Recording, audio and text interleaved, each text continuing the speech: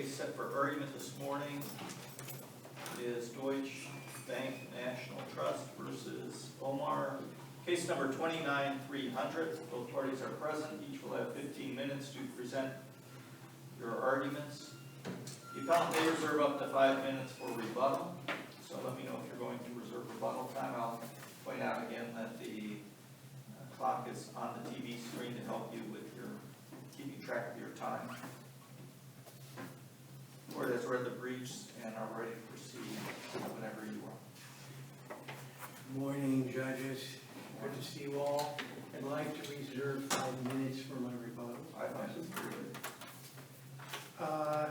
This is a case that is arising from a foreclosure case that went to trial and resulted for a verdict on behalf of the plaintiff. We are appealing the debtor, Mr. Omar, and this is a case in which the bank proceeded to trial with an incomplete payment history. The records show 3.5 years, the initial 3.5 years was blank. They concede that payments were made during that period of time. And so they went to trial on the issue of that. Now, Mr. Omar claimed that he made large payments during the initial 3.5 years of the loan, not the minimum payments, and that he was close to paying it off. Now, I should tell you at the beginning that he had a second and third mortgage that totaled $278,000. They were paid off early. Okay, so this man has both the capability and the willingness to pay large sums of money to take care of his debt. He did that in this case, but it wasn't recorded. The thing that was probably most interesting about the situation is during the time period in which they were not keeping track of his payments, the bank did not send him any statements. So you could say a debtor pays $20,000 to his bank, a large payment, and you would say, well, the next statement only showed $1,500 being credited. Statements start 5 years after this blank period of time. So you have a huge history in which he is not getting any kind of accounting from the bank. That history continues at the end of each year. The bank is supposed to send you a 1098, which is a listing of the interest that you paid in that particular year. They didn't do it for these years. And so Mr. Omar was not able to pay his taxes, file income tax returns for those particular years. Each year at the time of April 15th, he'd go to his accountant, and the accountant would say, I need the 1098 to do your taxes. He would call these folks and ask for his 1098s. They said they would send it to him, and they never did.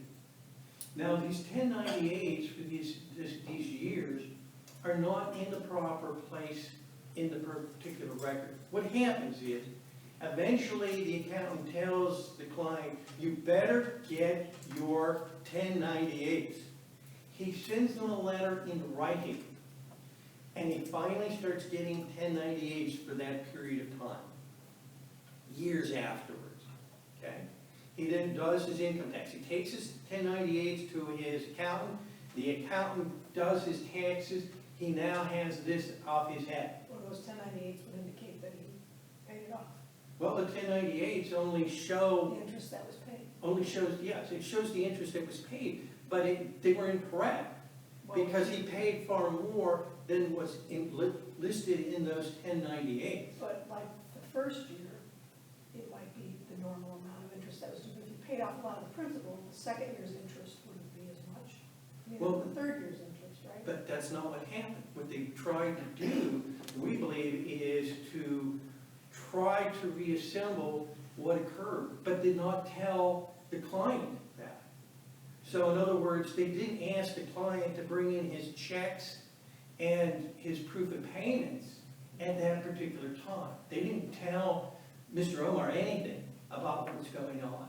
They suggested that here are your 1098s.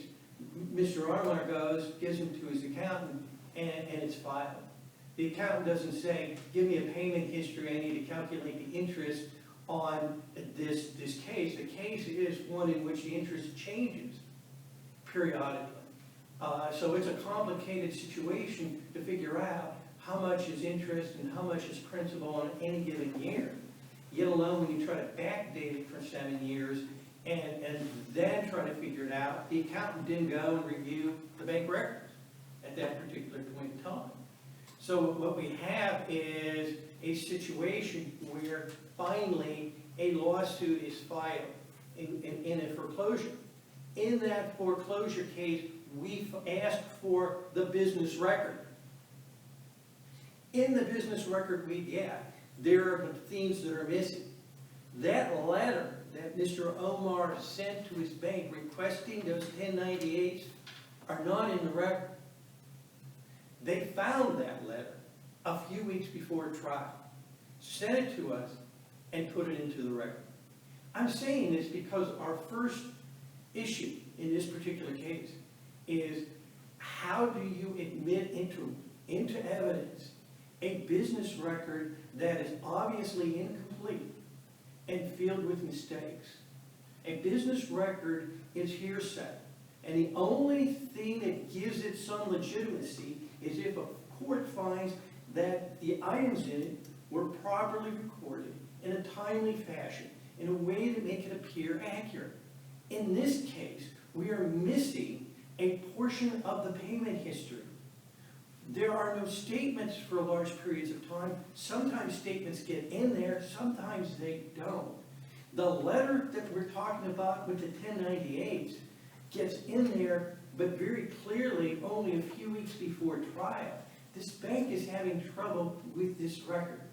And over our objection, that business record is admitted into evidence, and this payment history is used as a way to find a default and a foreclosure in this particular case. Okay.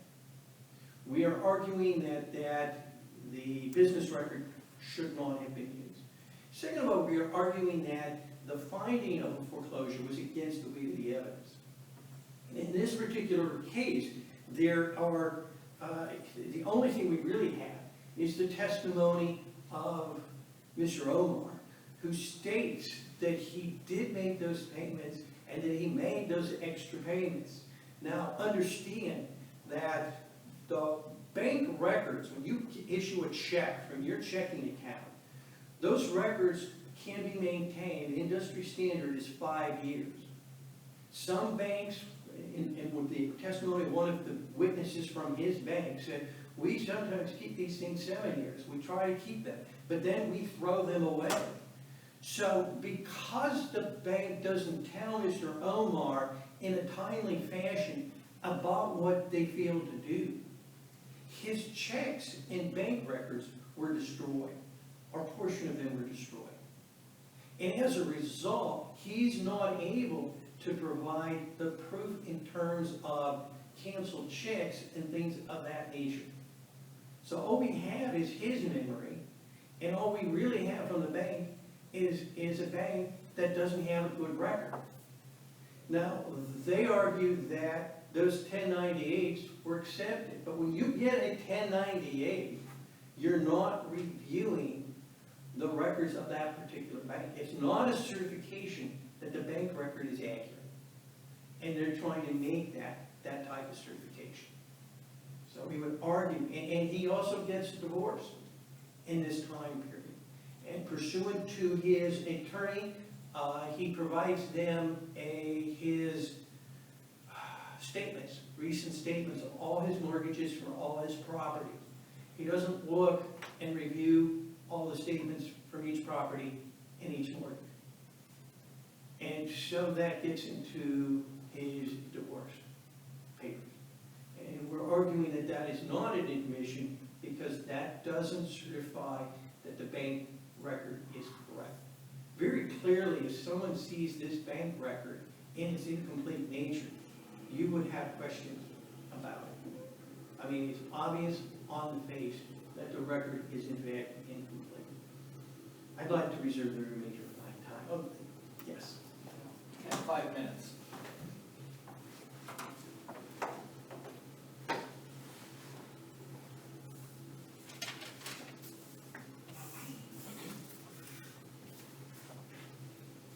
Counsel, you'll have 15 minutes. Thank you. Hey, before we start, and while we're paused, I want to ask the same question, you two. We have a new mediator that's working with the court. We're going to hear the arguments, obviously. You want an opportunity to talk to the mediator, to see if you can mediate this case before we issue an opinion. Your Honor, I believe Mr. Minter actually reached out to us Oh, already, and I believe You guys are setting, that's what we're doing. Okay. And we're having the argument today. Very good. And then we are having a teleconference, I believe on the 26th, Yeah. Yes. Did you get notice of that, Judge Schaefer? with Attorney Batista. Yes. So she will be handling the mediation itself. Okay, so we're gonna hear the arguments here, but we're gonna hold off on the opinion until we find out what you're doing with the mediation. Thank you, gentlemen, for considering that. Okay, so we'll proceed with your argument. You've got 15 minutes. Thank you, Your Honor. Good morning, my name is Brian Kistura, and I represent the Appellee Trust, Deutsche Bank National Trust Company as indentured trustee for American Home Mortgage Investment Trust 2005-1. It's a mouthful, so I'm just going to call it trust. When reviewing for this discussion that I was going to have with you today, there were two arguments that seemed to permeate Mr. Omar's brief. And one I'd like to call the ostrich defense, and the other,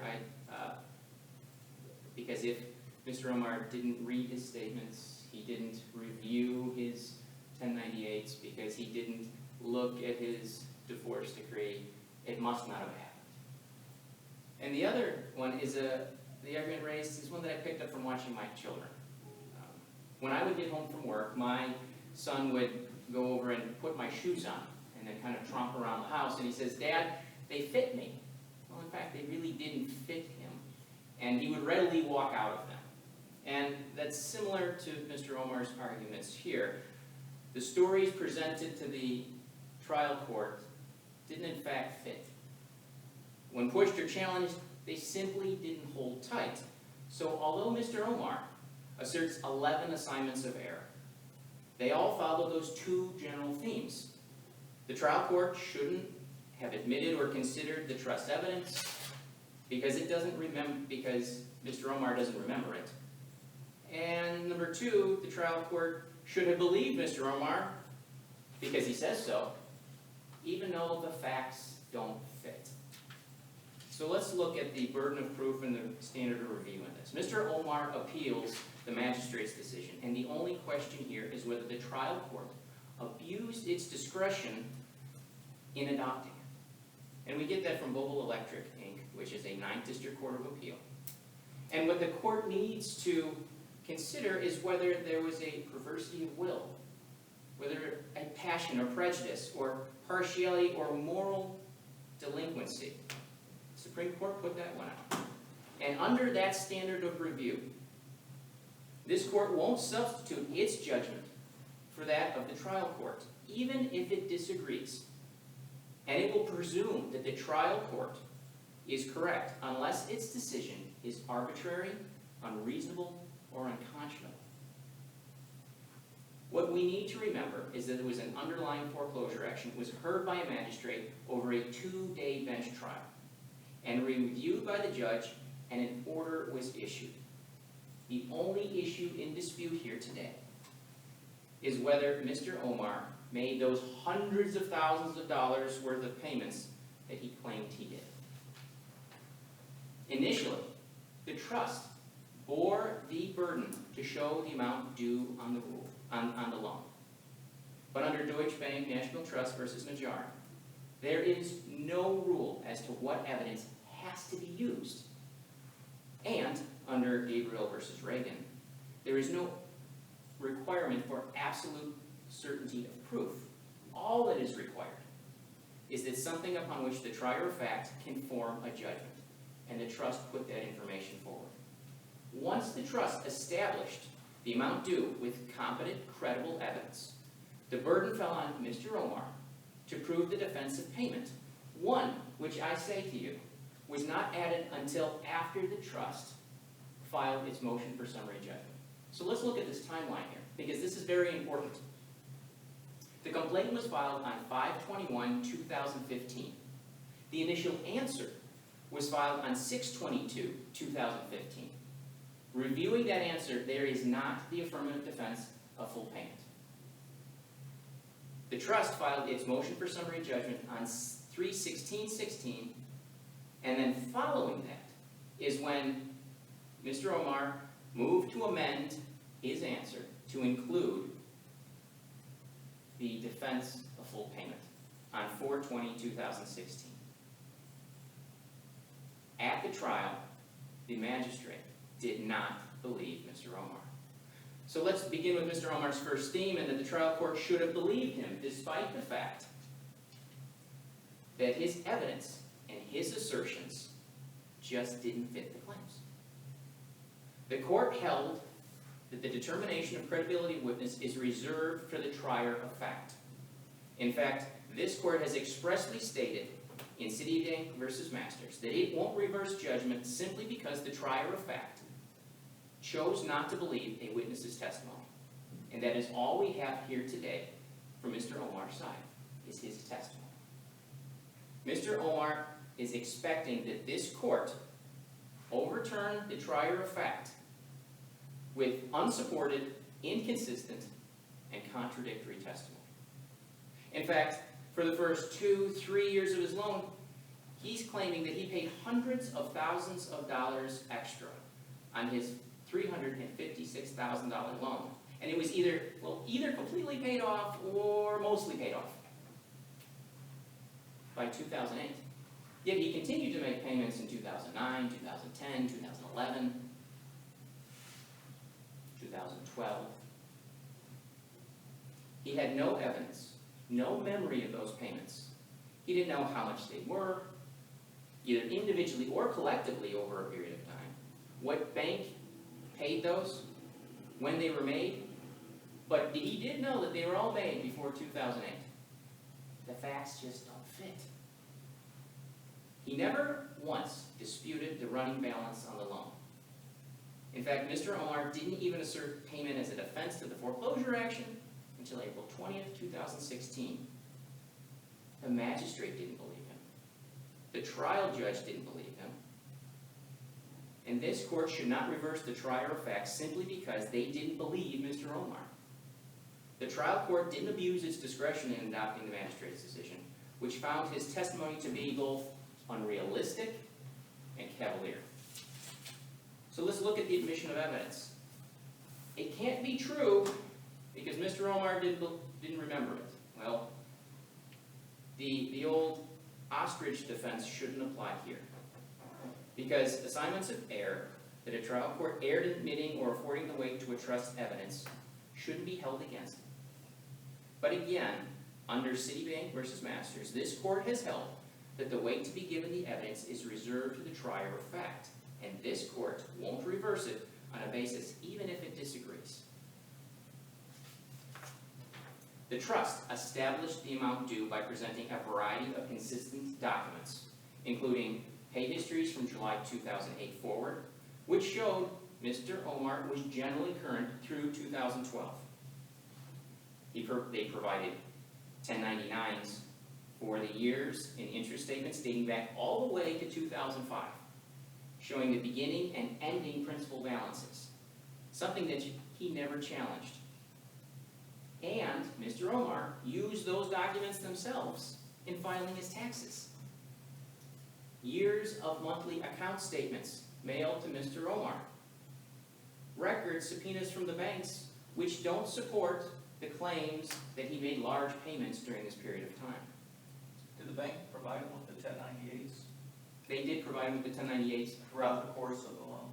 Your Honor, the records do indicate that they did provide 1098s. They do also indicate that they provided him a group of 1098s. In 2000, I believe it was 11 when he requested them in total.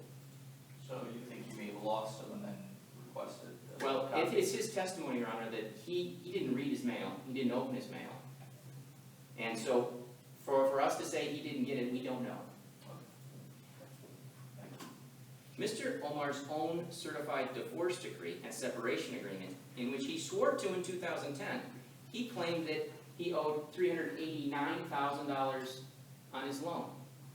When in fact, if he would have looked at his bank statements, it was really only $372,530.21. Further, the trust presented testimony that never once did Mr. Omar dispute the running balance on the loan, despite this balance being provided to him repeatedly. Simply because the trust presented a pay history beginning in 2008 does not invalidate it as a business record or cloud the trustworthy or admissibility or its admissibility. Further, Mr. Omar can cite to no authority requiring presentation of a complete pay history for a foreclosure to be granted. Mr. Omar presented no evidence to contradict the trust. Instead, he tried to discredit it by calling it untrustworthy. He argues that the trust business records were wrong because he now says so, and that he never disputed any of these records before this date or at any time. Again, if we stick our head in the sand, it can't be true. Mr. Omar admits to not looking at his 1098s, that he didn't look at his taxes despite signing them and filing them, that he didn't look at his monthly account statements, which were provided by the bank, that he didn't look at his own separation agreement despite signing it, that he didn't look at letters inviting him to dispute the amount of the debt if he disagreed with it.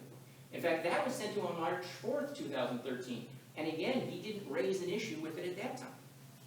It wasn't until 2016, after a motion for summary judgment was filed, that all of a sudden, we have this epiphany that, oh, I made some payments in 2005 to 2008. Did the payment history records come in under the business records exception? Your Honor, I believe the records of 2008 through 2012, showing that period of time, did come in under the business records exception. And his argument is that they were not, I guess you would argue to the contrary, that they were accurate for that period. Yes, Your Honor. And we have testimony from our witness and from the trust witness that document why it started in 2008. And there was a service transfer prior to that, and during the service transfer and the boarding of the new loans, everything is reviewed. We have testimony from Mr. Bourdin talking about how they validated it and the process in which they would use to ensure that everything was accurate. If there was a question of accuracy, those documents are maintained.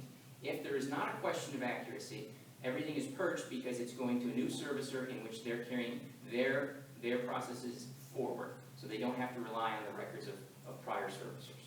And this was for Gordon's testimony. Yes.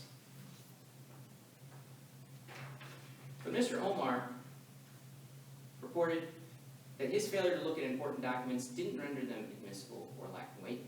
There was nothing inadmissible about the trust documents, though, or business records establishing the amount of the loan. The trial court did not abuse its discretion, and that is the standard here, in considering the trust evidence. There was nothing that was arbitrary, unreasonable, or unconscionable. And there certainly was not a perversity of will, passion, prejudice, partiality, or moral delinquency on that of the trial court. In this foreclosure action, the trust bore the burden to show the amount due on the loan.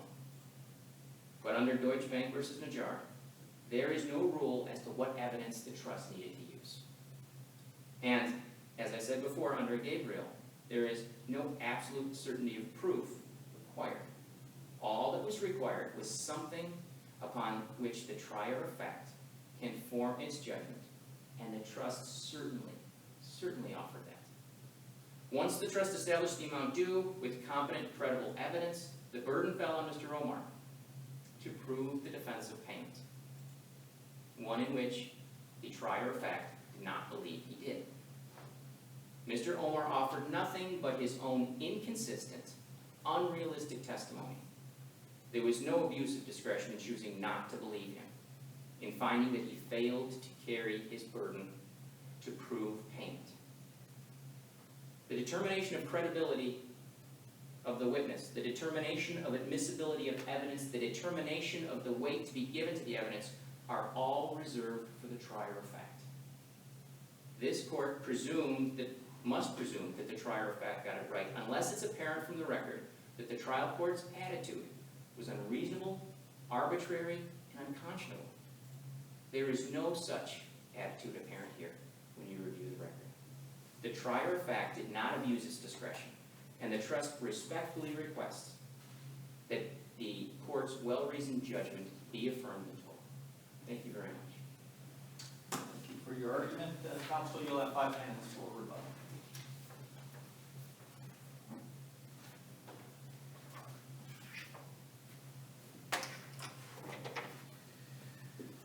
Let's go back to where I started. The issue is whether or not the trial court improperly admitted a business record that was not allowed to be admitted based on an exception to the hearsay rule. When you heard this response, what was addressed to that particular point? We have an incomplete record that's going into evidence. Very clearly, they're admitting 3.5 years of the payment history is missing. It's more than that. He's talking about a case where there is an audit that is done, a boarding process is what he called. It's not in the record. What was his response when I said, they finally found the letter we sent and we received it a few weeks ago? Nothing mentioned with respect to this. These issues, the absence of bank statements for 5 years, they're missing in their record as well. This is a record that is clearly incomplete and as a result should never have been considered by the fact finder in the trial below. I mean, it should never have been considered. We're not talking at Did this they come point. in through Bordoren? Excuse me? Did Mr. Bordoren or Miss Bordoren, Yeah. Was that the witness who presented those? Yes. He's Was the there bank testimony representative. concerning quality control, assurance of accuracy of the records by Mr. Van Dorn or Miss Van Dorn? Mr. Van Dorn could only testify with respect to what he learned from those bank records, period. Those bank records were incomplete. He couldn't look in the bank record and say, why are they incomplete? Was it missing? Did you ever create this in the first place? That's not in the record. I mean, there's no Well, Eureka. did he testify he was familiar with the account and the payment history and that these, I mean, I guess the records He necessarily read it. says. Of course, he read it. That's how he's familiar with it. He read it. But the record was deliberately shorted any explanation as to what occurred. You know, at some point, somebody found out what was happening and looked at this and said, oh my God, we haven't been keeping track of this money. But that's not recorded in the record. There's no explanation from the bank that they screwed up, ever. To this very day, to the day of the trial, there is no explanation that's in this record. They didn't know about any of this, apparently, because it's not there. Was the balance that are reflected in those records consistent with the balance that he said was due in his divorce decree? What he did was just get, as requested by his attorney, get current statements from every bank with respect to every loan that was in his name. He does that, he gives it to the attorney, and the bank is now arguing that that's a certification of a review of the bank record and is an accurate bank record. I will admit this client did not make an amortization schedule on a computer sheet when this loan began, but the bank didn't either. What the bank did was not keep track of it, of what was coming in. They didn't record it, they didn't put it in a bank record of what was going on. My client, who is loaned the money, is assuming that they are keeping track of his payments. When he Okay? got, excuse me, when he got the statement that he was requested to get in the divorce case, did he look at that? Did he notice the number was wrong? Did that trigger anything in him that go No. figure out why this number's wrong? No, he didn't look at, I don't think he looked at any of, for any of his loans. So from the time the discovery was done in the divorce case and the time the case ended, nothing was pursued. No, he didn't know. He did not, he was not put on notice by them, and he didn't know to even look at these records that they were important. This was not the only loan that's in his name in his divorce. He has other documents that are going through at the same time. dozens of other records are being done. He doesn't review each of these loans, each of these bank statements, and each of the assets and liability to confirm each of these things. It would be a little easier if he kept an amortization schedule on a computer on every loan he had, but he didn't do that. Okay? And neither did they. The idea that they're kind of glossing over is that you can't believe Mr. Omar. They have the initial burden. They have to at least show that they know how much is owed. They have to explain to a court what the balance is and how they got to that. They can't. They don't know how they came to their figures, and they can't testify that it's reliable because they don't know what it is based on. That means you're out of time. Oh, sorry. Thanks for your arguments, both of you today. We'll take the matter under advisement and issue a decision in due course. The clerk of courts will mail you each a copy of the decision on the day it's released, and the opinions are also posted on the Supreme Court